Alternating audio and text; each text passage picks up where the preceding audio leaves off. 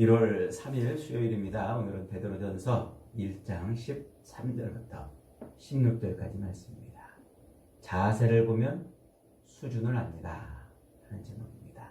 자세를 보면 수준을 압니다. 베드로전서는 아주 간결하면서도 그리고 아주 분명하게 우리 성도가 어떤 존재인지 성도의 정체성에 대해서 소개해 주었죠.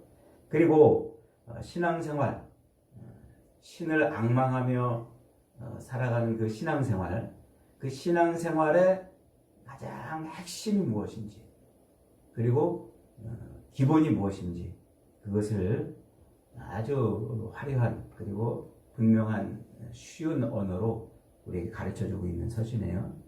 그래서 베드로서신은 우리가 읽으면 읽을수록 정말 머리 아프지 않게 이게 이런 뜻이구나 금방금방 이해할 수 있는 그런 성경입니다. 그래서 각 절마다 아주 깊은 영적인 진리들을 담아내고 있기 때문에 제가 이 베드로전서는 좀 이렇게 절절절 짧게 나누어 가지고 좀 강의를 하고 있습니다. 이 베드로 사도가 밝혀주고 있는 성도, 하나님을 예배하며 사는 그 성도의 정체성이 뭡니까? 하나님께서 미리 아시고 그리스도의 피를 뿌려주심으로 그리고 거룩하게 하셔서 주의 성령의 은혜로 순종하며 살게 하는, 하나님께 순종하며 살게 하는 그런 사람, 그게 성도라고 그랬죠. 우리가 1절, 2절 배우면서 공부를 했습니다. 그리고 어제는 이제 그 신앙생활의 가장 핵심에 대해서 배웠죠. 신앙생활의 핵심이 뭡니까? 예수 그리스도를 믿음으로 말미암아 우리 삶에서 기쁨이 충만하고 그리고 영혼의 구원을 받는 것, 이게 신앙생활이라고 했어요. 그러니까 예수 믿으면 삶의 기쁨이 충만해야 돼요. 삶의 기쁨이 세상 것으로 얻어지는 것이 아니고 그리스도로 말미암아 누리는 것, 이게 굉장히 중요한 부분이에요. 그리고 이제 영혼의 구원을 받는 것이라고 그랬죠. 영혼의 구원을 받는 게 뭐라고 그랬습니까? 죽어서 천국 가는 게 아니고 우리 영이 살아나는 거라고 했어요. 그래서 하나님이 떠났던 우리의 영이 다시 회복되어서 성령이 내 안에 내주하시는 거예요. 그러므로 우리가 하나님을 인식하게 되고 하나님의 뜻을 알게 되고 하나님을 쫓는 그런 사람으로 거듭나는 거예요. 그 다음에 혼이 구원을 받는다고 그랬죠. 혼은 이 육체, 고기 덩어리인 이 육체를 가지고 있는 모든 존재들에게 하나님이 다 넣어놓으신, 생육하고 번성하게 하기 위해서 넣어놓으신 장치들이란 말이에요. 그러니까 그 혼이 식욕, 성욕, 소유욕, 명예욕, 뭐 이런 욕구들이에요, 욕구들. 그게 있어야 우리 육체가 성장을 하고 번식도 하고 이러는 거란 말이에요. 그런데 욕구들을 어떻게 했어요? 그 인간의 그 본성적인 욕구들을 마귀가 쑤셔버려가지고 더 많이 먹게 하고 더 많이 가지게 하고 더 높아지게 하려고 막 몸부림치는 삶을 살게 만들어놨어요. 그게 이제 타락한 혼의 특징이에요. 그래서 그 하나님이 원래 인간을 만들어 놓으시고 생육하고 번성하고 땅에 충만하고 땅을 정복하며 사는 그런 육체의 번성을 누리게 하는 그 원래의 기능의 혼으로 돌아오는 거예요. 돌아오는 거. 마귀가 타락시킨, 그래서 욕망이 폭발하는 그런 혼이 아닌, 그런 욕구, 그런 본능이 아닌 하나님이 우리 안에 넣어놓으신 원래의 본능으로 돌아가는 거예요. 그게 혼의 구원이란 말이에요. 그래서 그 영과 혼이 그렇게 구원받으면 당연히 육체적인 삶도 당연히 구원받는 삶이 되는 거예요. 이게 이제 아주 중요한 우리 그리스도인의 구원의 이 신앙생활의 목적인 거예요. 그걸 못 이루면요, 신앙생활 성령이 그 안에 내주하는 사람이 아니에요. 오늘은 본격적으로 이제 베드로가 그리스도인으로서는 어떻게 살아야 되느냐, 그 삶을 가르치는 내용이 여기서부터 이제 구별이 됩니다. 그래서 13절부터는 이제 그리스도인의 삶에 대한 얘기로 넘어가요. 지금 이제 하나님과의 관계에 대한 얘기였다면 이제는 자기 자신이 그리스도인으로 어떻게 살아야 될지 그 삶에 대한 이야기로 넘어갑니다. 그런데 그 넘어가기 전에 그리스도인으로 삶을 살려면 준비 자세가 필요하다는 거예요. 준비 자세. 100m 달리기 할 때 그 준비 자세를 쫙 취하고 있어야 수영 선수가 출발 신호를 듣고 물속에 뛰어들려고 준비 자세를 취하고 있듯이 그 준비 자세가 있다는 거예요.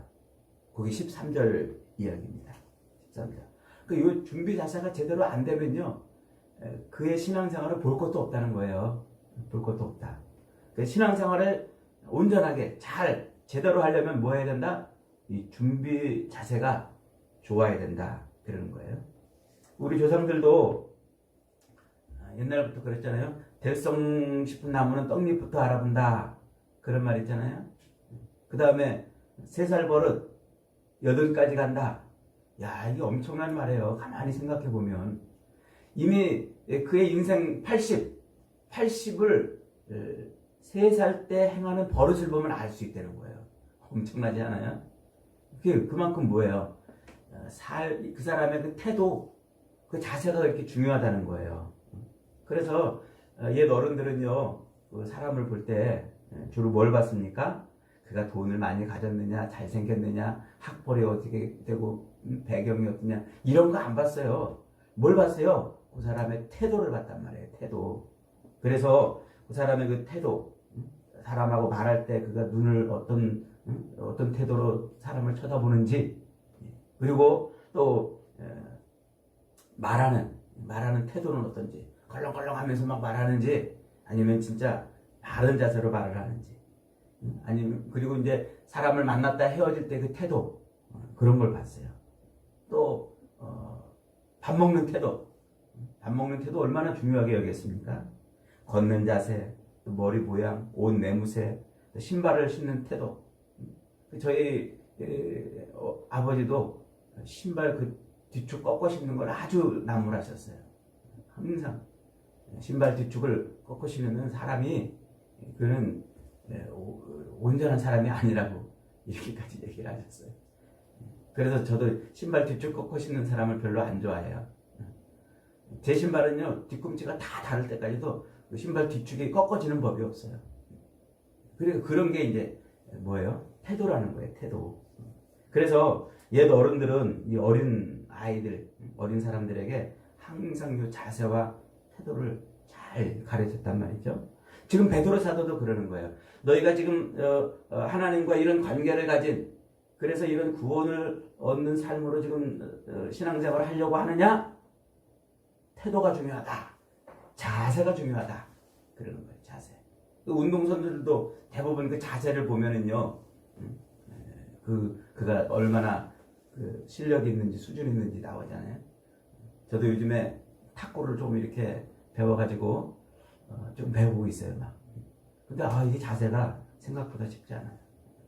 너무 요즘에 제가 운동을 안 하고 막 지쳐가지고 안 되겠더라고요. 그래서 일주일에 한 번씩 1시간씩, 많은 시간도 못 합니다. 1시간씩 그냥 탁구를 배우는데 이게 생각보다 어려워요. 그래서 자세를 지금 연습하느라고 힘을 쏟고 있습니다. 이 자세, 그리스도인으로서 신앙생활을 잘 하려면 준비 자세가 필요하다는 거예요. 이 준비 자세가 안 돼 있으면 100번 신앙생활해도 헛것이라는 거예요. 난 이 자세가 딱 돼 있으면 그의 신앙생활은 볼 것 없어요. 하나님이 기뻐하는 삶입니다. 13절 다시 한번 읽어봅니다. 시작. 그러므로 너희 마음의 허리를 동이고 근신하여 예수 그리스도께서 나타나실 때 너희에게 가져다 줄 은혜를 온전히 바랄지어다. 이게 자세예요. 3가지 너무나 중요해가지고 3가지 명령형으로 썼어요. 명령으로. 그러므로라는 말은 앞에서 지금 말하는 것을 다 받는 거죠. 앞에서 뭐라고 그랬습니까? 너희가 육신의 삶을 바르게 하기 위한 혼이 구원을 받았고 또 하나님과 온전한 관계를 이루기 위한 영이 구원을 받았으므로 그 말이에요. 지금 그 앞에 있는 말을 받은 거예요. 너희가 영과 혼이 다 구원을 받았으므로 그러므로 뭐하라? 마음의 허리를 동이고 근신하여 예수 그리스도께서 나타나실 때 너희에게 가져다 줄 은혜를 바라라. 세 가지 명령. 신앙생활의 기본 자세는요. 첫째 뭐예요? 마음의 허리를 동이는 거예요. 둘째, 근신하는 거예요. 셋째, 주님이 나타나실 때 주실 은혜를 바라는 거예요. 이게 세 가지가 이게 신앙생활의 출발 자세예요. 출발 자세. 첫째 뭐 하라고 그랬어요? 마음의 허리를 동이라. 이 마음의 허리를 동이라는 말은 사명에 대한 이야기예요. 허리는 힘이잖아요. 힘. 그러니까 이 허리를 동이는 것은요. 이 말은 이제 옛날 그 그리스 로마 시대는 남자들도 뭐 치마 같은 걸 이렇게 두르고 다녔어요. 그러니까 이제 길게 늘어뜨리면요. 그 치마 끝자락이 발끝에 잡혀가지고 넘어지고 그러잖아요. 제가 예전에 어느 결혼식장에 이렇게 갔더니 이제 신랑 신부 어머니들이 나와가지고 그 촛불을 화촉을 점화하려고 이렇게 나가잖아요. 근데 그 신부 어머니가 그만 이 한복 긴 자락에 걸려가지고 그냥 꽈닥하고 넘어졌어요. 아유 참 얼마나 민망스럽고 그랬을까요.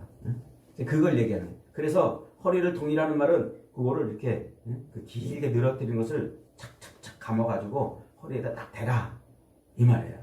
그 자기가 걸어가는 그 길에 거추장스러운 걸려 넘어지게 하는 것이 없게 만들라는 거예요.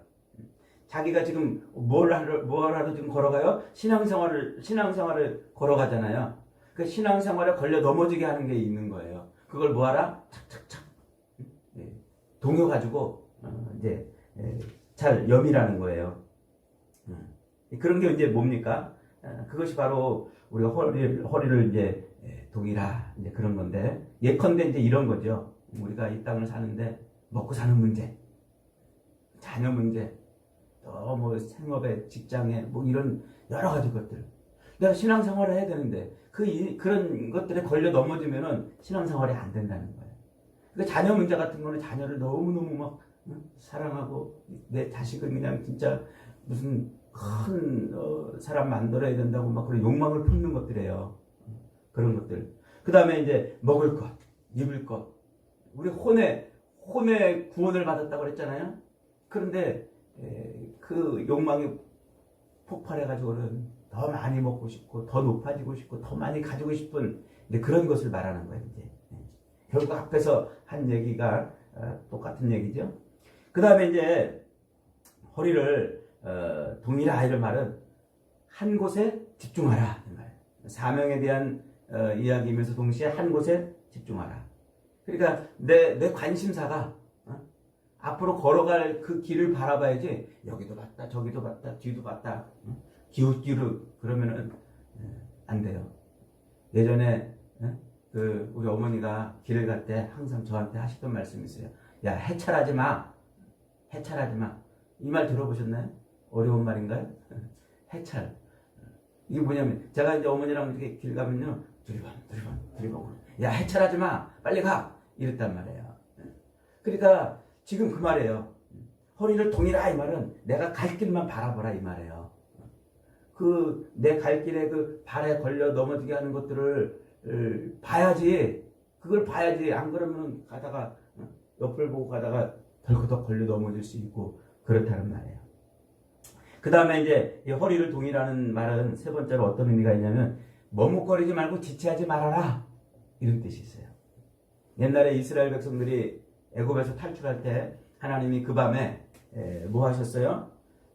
출애굽기 12장 11절에 보면은 양 한 마리를 잡아가지고 양의 피를 문설주에 바르고 너희는 그 안에서 그 양의 고기를 먹고 있거라 그랬는데 그 양의 고기를 먹는 방법을 이렇게 설명해요. 출애굽기 12장 1절에 너희는 그것을 이렇게 먹을지니 허리에 띠를 띠고 발에 신을 신고 손에 지팡이를 잡고 급히 먹어라.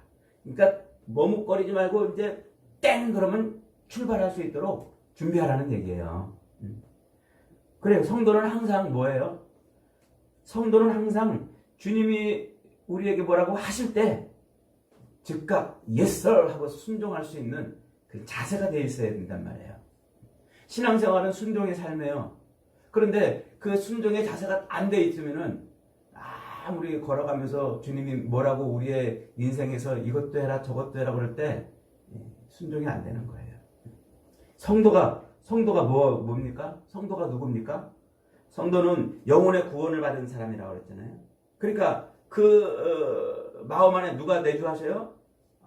영이 구원을 받았으니까 성령이 내주한단 말이에요. 우리 영 안에. 그래서 우리 영이 살아서 성령이 내주해요. 그래서 성도에게는요, 내 안에 내주하시는 성령께서 늘 하나님의 감동을 주셔요. 그래서 말씀을 들을 때도 감동을 주시고 또 삶을 이렇게 살면서 여러 가지 감동을 주셔요. 아무개야 그를 위해서 기도하거라. 아무개야 이 말씀을 저에게 증거하거라. 아무개야 네가 섬겨야 된다. 아무개야 그거 네 일이다. 그런 감동을 주신단 말이에요. 그래서 그런 성령의 감동을 딱 들었을 때 준비되어 있는 사람은 바로 순종합니다. 바로. 하나님의 구원의 그 역사를 이루어가는데 하나님이 동참시키시려고 그런 감동을 주신단 말이에요. 그래서 그런 감동을 통해서 하나님의 일을 같이 행하는 동역자가 되는 거예요. 근데 준비되어 있지 않으면 그게 안 되잖아요. 저희 교회도 이렇게 힘들고 어려운데 하나님의 감동을 받은 분들로 인하여 이렇게 또 지금 잘 버티고 그러고 있어요. 너무 감사를 드리고요. 하나님께서 그 순종에 성령의 그 감동으로 주시는 그 말씀에 순종하는 그 여러분들을 하나님이 큰 복으로 갚으실 줄 믿으시기 바랍니다. 하나님은 그렇게 여러 가지 통로들을 통해서 우리에게 일을 맡기셔요. 일을. 그래서 복음을 위해서 그리고 교회를 위해서 또 사회 구석구석 상처를 치료하기 위해서 또 어둠을 밝히기 위해서 그런 사명들을 우리에게 맡겨놓으시고요. 준비가 딱 돼 있는 성도에게 성령의 감동하심으로 그 일을 뭐하게 하신다고요? 순종하게 하셔요. 그때 순종할 때 하나님의 복이 임하고 순종치 못하는 자는 후회와 책망밖에 남는 게 없는 거예요. 저와 여러분들이 그렇게 늘 순종하는 은혜와 복을 누리시기를 축복합니다. 두 번째는 이제 뭐 하라고요? 근신하라. 그랬어요. 근신하라. 근신하라는 말은 이 네폰테스라고 하는 말인데 이 말이 재밌는 말이에요. 술 취하지 말고 정신 차려 이 말이에요. 근신하는 말에 우리는 그 학교에서 이렇게 나쁜 일하고 걸리면 이제 정학 안 가고 이제 근신 먼저 하잖아요. 그래서 일주일 근신 그럼 그때 이제 근신할 때 뭐예요? 반성문 쓰고 이제 막 그러잖아요. 우리 근신을 그렇게 알고 있는데 근신하라 이 말을 지금 이 헬라어 원어에서는 뭐라고 했다고요? 술 취하지 말고 정신 차려 이 말이란 말이에요. 여기는 세 가지 의미가 담겨 있어요. 첫째로는 절제하라. 절제하라. 두 번째로는 난리법석을 떨지 말고 조용히 하라. 세 번째로는 균형을 잃지 말아라. 요게 술 취하지 말고 정신 차려 이 말 속에 요 절제하라, 난리법석 떨지 말고 조용히 하라, 균형을 잃지 말아라. 이게 이해가 되죠? 술 많이 먹은 사람 떠올리면 금방 이해가 돼요. 술 취한 사람 보면은요, 야, 그렇게 막 평소에 그렇게 착한 사람 없는 것 같아도 술 한번 취하면은 확 떠버리는 사람 있잖아요. 어우, 시끄러. 그만 좀 말해! 이러면서 막 술 취한 사람 야단치는 거 있잖아요. 목소리도 커지고 막 그냥 또 비틀비틀 여기 꽝 저기 꽝 자기가 해야 될 일을 안 해야 되는데 구분 못하고서는 막 술 취해가지고 이런저런 짓거리들을 하는 사람들 얼마나 많습니까? 이 술 취하는 것은요, 근신하고 사는 삶하고는 반대인 거예요. 이 마음의 허리를 동이는 것이 사명에 대한 이야기라면 근신한다라는 말은 요 세상 즐거움에 대한 자세를 교훈하는 거예요. 세상 즐거움에 대한. 근데 술을 왜 먹습니까? 즐거움에 빠지려고 먹는 거예요. 건강상 술 먹는 사람 제가 못 봤어요. 건강상 술 먹는 사람은요, 취하지도 않아요. 그냥 한 잔 먹고 말지. 그런데 이 꼭대기까지 그냥 빙빙 돌 정도로 먹는 사람들은 왜 먹어요? 즐거움을 취하려고 그래요. 쾌락을 누리려고 그러는 거죠. 요즘에 세상에 얼마나 우리에게 쾌락을 주는 것들로 충만해져 있습니까? 그러니까 이 쾌락, 인간은요, 이 쾌락의 동물이에요. 막. 즐거움을 찾으려고.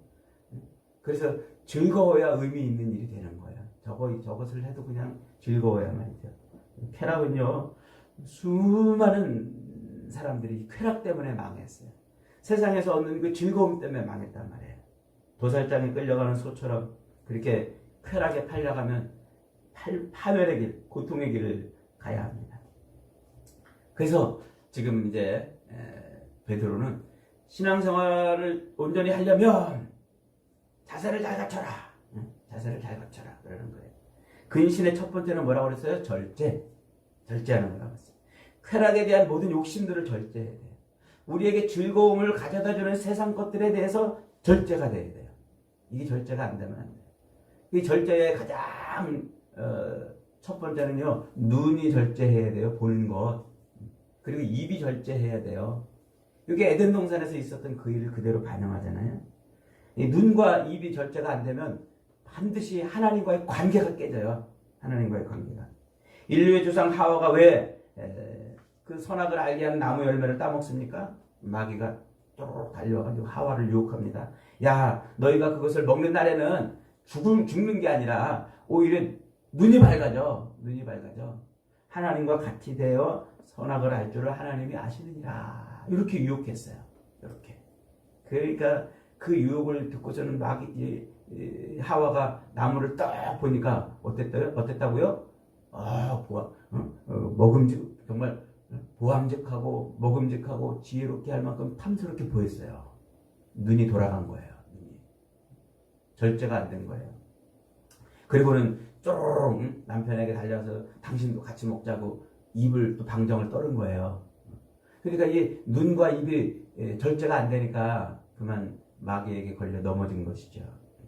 여러분, 그래요. 우리가 믿음 생활하면서 신앙 생활하면서 우리 눈과 입을 절제 못하면요, 늘 세상 즐거움 주는 거예요. 누가 뭐라 그러면 그래요, 쪼르르 달려가가지고 거기에 막 즐거움에 빠지고, 야, 어디 재밌는 거 생겼다고 그러면 주일도 빼먹고 이제 달려가는 거예요. 또 그냥 모여가지고는 야, 누구는 어떻대, 그 사람 뭐 이랬다고 저랬다고, 야, 그 집사님 어떻대, 그 뭐 장로님 어떻대. 입이 방정을 떨어가지고요, 이간질하고 수근수근하고 모함을 하고 막. 그런 사람들은 다 뭐예요? 지금 술 취한 거예요. 술주정뱅이. 신앙을 지금 팔아먹고 있는 거예요. 그 다음에 또 뭐에 대해서 절제해요? 돈에 대해서 절제해야 돼요. 돈은요, 우리가 진짜 돈은 마음껏 벌어도 되는 게 아니에요. 막 사람들이 막 예수 믿는 사람들도 그냥 막 돈 많이 벌으려고 막 혈안이 돼 있는 사람들 얼마나 많습니까? 이 돈에 대한 절제 정말 중요한 거예요. 만약에 이 돈 버는 즐거움, 돈 버는 재미에 취하면은 그 사람은 이때부터 하나님의 사람이 아니에요. 하나님의 사람. 돈벌레가 돼가지고요, 가족도 떠나고 교회도 떠나고 하나님도 못 알아보는 사람이 됩니다. 제가 목회하면서 수많은 가정들 신방하잖아요. 이 돈벌레가 된 사람 치고 신앙 제대로 하는 사람 못 봤어요. 그리스도인이라고 하면서도 실은 돈 버는 재미에 취해가지고 거기에 빠져가지고 사는 거예요.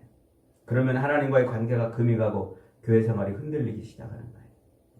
그러니까 교회에 나와 있는데도 예배를 드린다고 하고 자기는 성도라고 말하는데도 항상 비틀비틀 막 여기로 왔다 저기로 갔다 막 비틀비틀 술 취한 사람처럼 비틀비틀 해. 그러다가 막 조그만 바람만 불어도 픽 쓰러지고, 조그만 시련의 바람만 불어도 픽 쓰러지고, 조그만 돌뿌리만 탁 나와도 걸려 넘어지고 그러는 거예요. 이런 실패의 증인들을 우리는 무수히 보지 않습니까? 하나님의 뜻대로 경건하게 살고자 하는 바른 신앙생활을 하고자 하는 성도는 누구든지 세상 것이 주는 이 즐거움과 쾌락으로부터 절제가 돼야 돼요.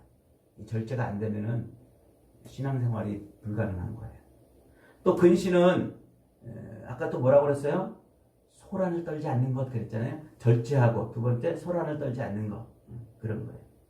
보면은요, 예수 믿는다고 하면서도 조그만 데에 막 난리법석을 떠는 사람들 얼마나 많아요.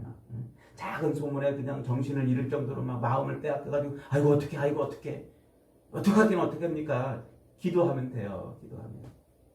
이런저런 막 일들이 벌어지면 막 먼지를 피우고 막 분주하게 막 염려, 근심, 걱정하고 막 그래서 막 옆에 사람까지 더 불안하게 만들어요. 막 아유 큰일 났어 어떻게 큰일 났어. 그러면서 예수 믿는다고 그러면서도 분주하게 막 그렇게 소란을 떨고 그러면요 신앙생활에 적지 않은 방해가 됩니다. 근신할 줄 아는 성도는요 삶의 주관자이시고 통치자인 예수님을 바라보기 때문에 물결을 바라보고 빠진 베드로가 아니라 주님만 바라고 걸어갔던 그 베드로처럼 그렇게 신앙생활을 하기 때문에 세상에서 무슨 일이 벌어져도요 그것 때문에 흔들리지 않아요.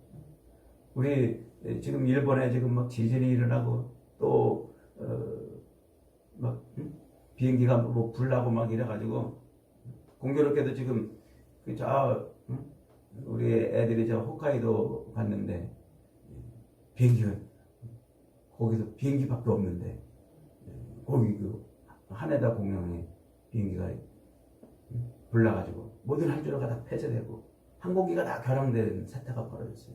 얘들 지금 막 걱정해요. 지금 빨리 내일 회사에 출근해야 되는데 불안할 거예요. 그래서 제가 안심하라, 평안하라, 걱정하지 말아라 그랬어요.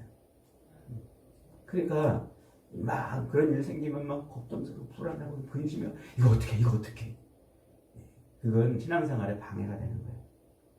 성도는 세상 일이 잘 된다고 막 기뻐 날뛰는 것도 아니고 안 된다고 너무 좌절하고 절망하는 것도 아니에요. 이 모든 것을 주관하시는 하나님만 바라보기 때문에 소란스럽게 흔들리고 막 난리법석 떨지 않습니다. 평안한 마음으로 주님이 어떻게 하시려는지 주님 제 마음은 이렇게 했으면 좋겠습니다. 이렇게 되었으면 좋겠습니다. 기도하면서 그 기도가 주님의 뜻에 합하면 응답이 되는 것입니다. 믿으시기 바랍니다. 또 이 근신은 아까 뭐라고 그랬어요? 균형 잡힌 술 취해가지고 막 이리 흔들리고 저리 흔들리는 것이 아니라 균형 잡힌 삶이라고 그랬죠. 옛날에 우리 옛날에 그 조선시대 때는요 교양 있는 집안에서는 그 사대부 가문에서는요 딸 결혼을 앞둔 딸들한테 머리 위에 책을 얹어줬어요. 그리고서는 그 책을 얹고 걸어가는 연습을 했어요. 왜 그랬을까요? 그 책 내용이 머릿속에 들어가라는 게 아니라 그 책을 떨어뜨리지 않고 잘 요조숙녀처럼 걸어가는 연습을 시켰던 거예요. 균형을 잡고 흔들리지 않는 그런 균형 잡힌 삶을 살게 만들려고 그랬던 것이죠. 그래요 여러분 우리가 성도는요 좌로나 우로나 치우치지 않는 그런 균형 잡힌 게 필요해요. 그래서 너무 막 가정에도 소홀하면 안 되고 그렇다고 교회에도 소홀하면 안 되고 또 세상에도 소홀하면 안 돼요. 여기 다 균형이 잡혀져 있어야 돼요. 어떤 성도는 보면은요 교회 생활을 한다고 그러면서 교회에만 너무 집중해가지고 가정도 소홀하고 직장도 소홀하는 그 종교적 광신자들이 있어요. 또 어떤 성도는요 교회 생활 한다면서 가정일이 항상 우선이야. 그래서 교회에서 뭐 하자 그러면 아이고 우리 가족 뭐 행사 있는데 뭐 있는데 우리 애들 뭐 있는데 늘 교회 뒷전이에요. 이것도 균형 잡힌 게 아니에요. 직장일도 마찬가지잖아요. 직장일도. 그러니까 근신은 세상의 쾌락이나 종교적 자아도취에 빠져가지고 흔들리는 것이 아니라 모든 게 균형이 잡혀 있어야 돼요. 그 다음에 이제 세 번째가 뭐래요? 첫째는 허리를 동이고 마음의 허리를 동이고 두 번째는 근신하고 세 번째는 뭐라고 그랬어요? 예수 그리스도에 나타나실 때에 너희에게 가져올 은혜를 온전히 바라는 거예요. 그리스도께서 나타나실 때 언제죠? 재림의 때지요. 그 재림의 때에 우리에게 가져다 줄 그 은혜를 온전히 바라보는 거예요. 그게 신앙생활의 준비 자세예요. 준비 자세. 우리가 받을 은혜는 하나님의 예수 그리스도를 통한 하나님의 구원이잖아요. 그래서 그 구원의 은혜를 지금도 구원을 이미 받았지만 그리고 지금 사는 삶에서도 하나님의 그 구원이 임하고 있지만 마지막 주님의 재림으로 완성될 그 구원을 늘 바라보는 거예요. 바라보는 거. 그래서 이 예수님의 그 완전한 구원을 늘 소망하고 살 때 그때 우리 삶에 뭐가 넘쳐요? 그 소망이 넘치는 거예요. 소망. 이런 소망을 가지고 있지 않다면요, 이상한 일이지요. 오늘날 예수 그리스도의 그 재림을 바라되 비성경적으로 바라는 사람들이 너무나 많아요.